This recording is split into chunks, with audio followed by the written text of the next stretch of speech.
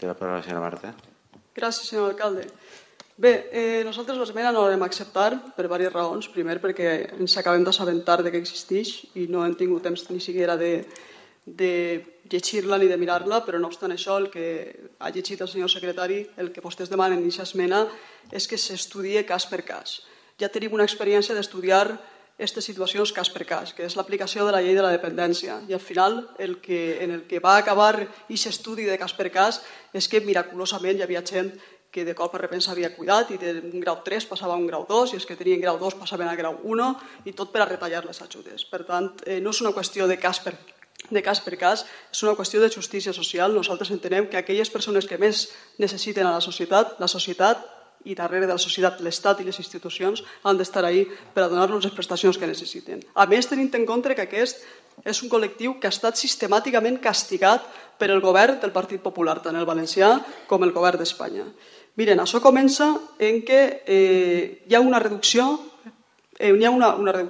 retallada en l'aplicació de la llei de la dependència. Hi ha una retallada massiva en les ajudes que les persones dependents i les persones discapacitades havien de rebre de la llei de la dependència. Ajudes que els corresponien per dret. Era un dret assolit que recolzava la pròpia llei. Després es va eliminar un altre dret que tenien consolidat, que era la gratuïtat de les prestacions farmacèutiques i ortoprotètiques, el que se coneix com el copago farmacèutic, del qual així també n'hem parlat. A tot això cal afegir els copagos del Ministeri de Sanitat del govern d'Espanya. I per si tot això fora poc, el govern de la Generalitat l'any 2013 aprova aquest decret que ve a qüestió de la moció, que implica un nou copagament o repagament per a aquestes persones. Aquestes persones que estan en els centres de dia i en tallers ocupacionals i en residències, en el nou decret es podien cobrar fins al 90% de la seva pensió, quan abans no podia cobrar-se-los més del 75%.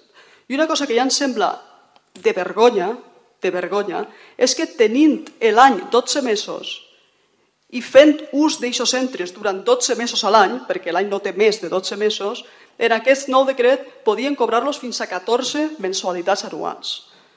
La qual cosa demostra la catadura moral d'este govern valencià del Partit Popular que tenim en aquests moments. És a dir, persones que estan en situació de dependència, que necessiten per a poder viure en les millors condicions de vida, estar en aquests centres de rehabilitació, en aquests centres de dia i en aquests tallers ocupacionals, que ocupen aquests centres i aquestes residències durant 12 mesos, perquè l'any no té més de 12 mesos, els anem a cobrar fins a 14 pagues anuals, com si es tractara del salari d'un funcionari, però així de què estem parlant. I, evidentment, el Partit Socialista a moltíssims ajuntaments i a la Diputació de València va presentar mocions com aquesta per a demanar que es derogara aquest decret. Aquesta moció la presentarem en el mes de gener, per a demanar que es derogara aquest decret. En els ajuntaments on ha donat temps a tractar-se aquesta moció abans d'aquesta sentència, i en la pròpia Diputació de València ens hem topat els socialistes en el vot en contra del Partit Popular, en el vot sistemàticament en contra del Partit Popular en tots els ajuntaments on aquesta moció s'ha tractat. Hi ha hagut de vindre la justícia, que sembla ser que és una de les poques esperances que ens queden en aquest país, a donar-nos la raó als socialistes, a donar la raó a les associacions de discapacitats i de persones en situació de dependència i a dir que aquest decret és una immoralitat. Perquè no és acceptable que en un estat de dret, que en un estat social, en un estat just, les persones que més prestacions i més serveis necessiten visquen asfixiades perquè els diners que havien de destinar-se a donar-los a aquestes prestacions han acabat en caixes B, han acabat en el desmantellament i en el saquejament de Radiotelevisió Valenciana i han acabat en numerosos casos de corrupció. És a dir, això és la política del Dios me meta donde haya, que yo sacaré si puedo, i tot a costa de retallar a les persones que més ho necessiten. Ixa, senyores i senyors, és la catadura moral del govern d'Alberto Fabra. Gràcies.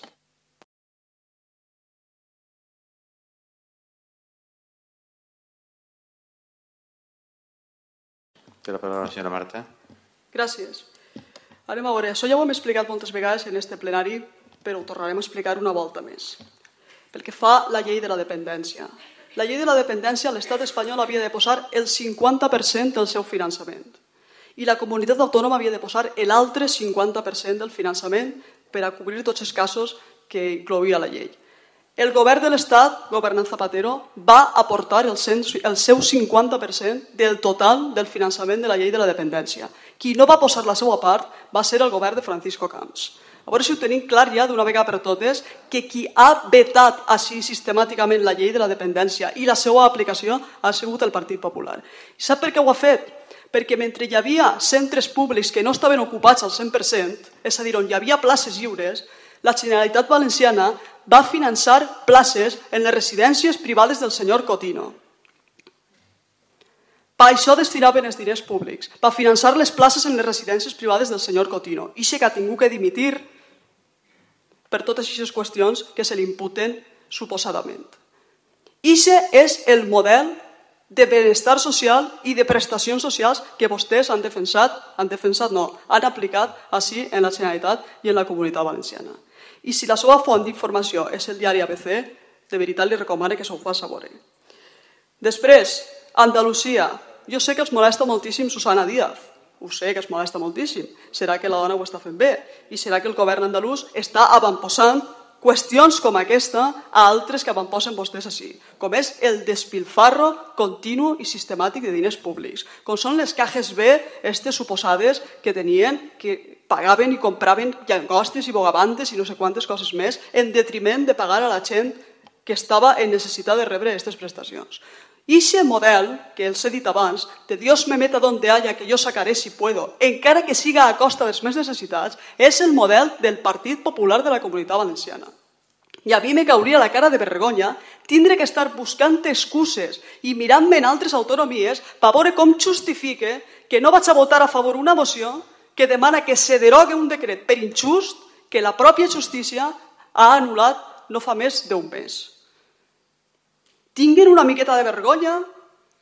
No passa res per votar a favor una moció que presenta l'oposició. Nosaltres els votem a favor coses a vostès si entenem que això beneficia al conjunt de la ciutadania. Jo podria entendre que votaren en contra d'esta moció si s'haguera tractat en el mes de gener, però si estem en octubre i fa 3 setmanes que els tribunals de justícia de la Comunitat Valenciana ha dit que este decret s'anul·la perquè és absolutament injust i perquè és immoral que se li cobre això a aquestes persones. I vostès estan així buscant a veure com li pegaran la volta, presentant una esmena que no aclarirà absolutament res, per veure com justifiquen que no poden o que no van a apoyar aquesta moció. La veritat és que me deixen estupefacta, perquè era una moció que jo pensava que no anava a tindre més història que aquesta, que anàvem a votar-la tots a favor perquè ja s'ha derogat el decret i ja està. I vostès estan així pegant-li la volta a veure com justifiquen una cosa que és simplement d'humanitat i de justícia social. Gràcies.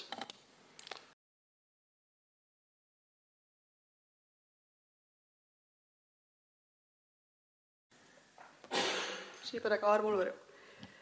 Mira, Adriana, has descrit l'estat en el que tu creus, en el que una persona que té una renda de 1.500 euros i té una discapacitat ha de pagar els diners que li corresponguen per a que algú l'ajude a vestir-se, per a que algú la baixi al carrer, per a que algú l'ajude a dutxar-se, per a que algú l'ajude a fer les seues necessitats. Quan una altra persona que no té aquesta dependència ni aquesta discapacitat, la seva renda de 1.500 euros se la gasta en el que vol. L'estat en el que jo crec i el que jo defense és que ni tinga 1.500 euros ni 2.000, tinga que destinar ni un a que ningú l'ajude a ser persona. Ahí és on generem la igualtat. D'acord? Perquè jo no tinc la culpa de ser una persona dependent. I siga quina sigui la meva renda, jo he de pagar diners per a que algú m'ajude a sobreviure i a tenir una qualitat de vida digna. Quan una altra persona amb la mateixa renda que jo, aquesta despesa no la té. I l'estat just en el que jo crec és aquell que li garanteix a la persona dependent, siga quina sigui la seva renda, que la seva renda podrà gastar-se-la en el que vulgui i que les seves necessitats mínimes estaran cobertes perquè per això estan les institucions. Gràcies. Molt bé.